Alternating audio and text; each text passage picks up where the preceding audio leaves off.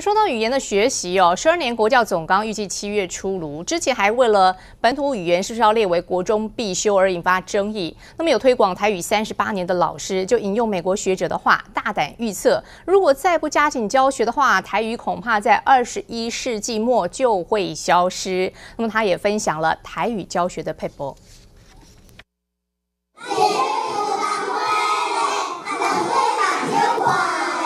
老师自行编写的银阿瓜，小朋友学台语数字朗朗上口。来，你的手，手来看阿妹，有无？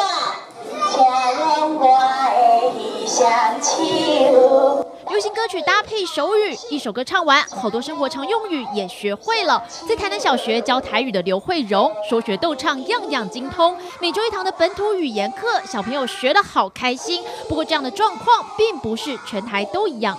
新竹一帮无这个风气。 无啥要讲，要学哪唔学，老师咧拢叫一寡内底导师来咧兼，有当时摕去上英语、上数学，国中佫无继续延续咧。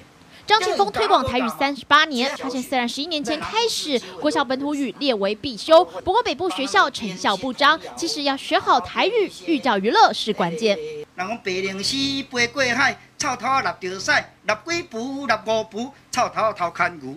你用这个较趣味的物件。 我甲你保证，大家囡仔嘛拢有兴趣。改编童谣，和谐音韵，讲台语就像在唱歌。如果是俗语，也要口语化。鱼与熊掌兼得，台语安怎讲？也要飞，也要馒头。这真趣味吼。美国有一个叫做科学研究协会，讲全世界的语言，到2099年之前，全世界有6000种语言会对地球无去，包括咱即摆咧讲的台语。 强调从小扎根对语言学习的重要性。12年国教总纲7月出炉，国中本土语是否列为必修，各界都在关心。民视新闻刘芳子、郭文海台北报道。